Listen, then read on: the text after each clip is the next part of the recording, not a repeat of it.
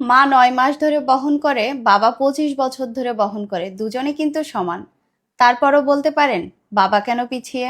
মা বিনা বেতনে সংসার চালায় আর বাবা পুরো বেতনের টাকাটাই সংসারের পিছনেই খরচ করে। দুজনের প্রচেষ্টা কিন্তু সেম, তারপরেও কেন জানি না বাবারা পিছিয়ে।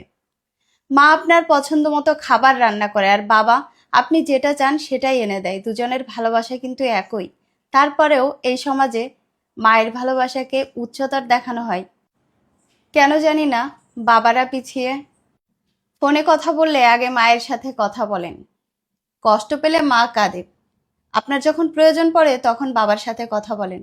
কিন্তু বাবার কি কষ্ট লাগে না যে আপনি অন্য সময় তার খোঁজ নেননি? ছেলে মেয়েদের কাছ থেকে ভালোবাসা পাওয়ার ক্ষেত্রে বাবারা কেন পিছিয়ে তা আসলে জানি না।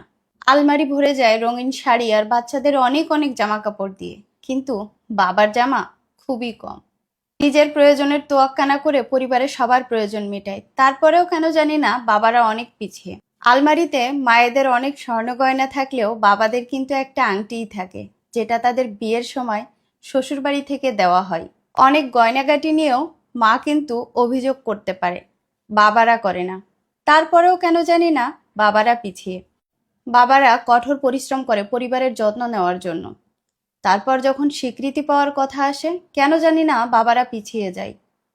উৎসব আসলে মা বলে আমার নতুন শাড়ি লাগবে, অথচ বাবা তার নতুন পোশাকের কথা ভাবেও না। বাবা মা দুজনের ভালোবাসাই কিন্তু সমান, তারপরও কেন বলতে পারেন বাবারা পিছিয়ে? বাবা মা যখন বুড়ো হয়ে যায় তখন সন্তানেরা ভাবে বাবা অকেজো। মা তো কাজে আসবে সংসারে, বাচ্চাদের লালন পালন করা, সংসারের কাজ দেখাশোনা করা।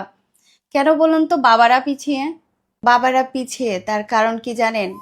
বাবা হলো মেরুদণ্ড, আর মেরুদণ্ড তো পিছনেই থাকে। অথচ এই মেরুদণ্ডের কারণেই আমরা শক্তভাবে মাথা উঁচু করে দাঁড়িয়ে থাকতে পারি। এ কারণেই হয়তো বা বাবারা পিছিয়ে।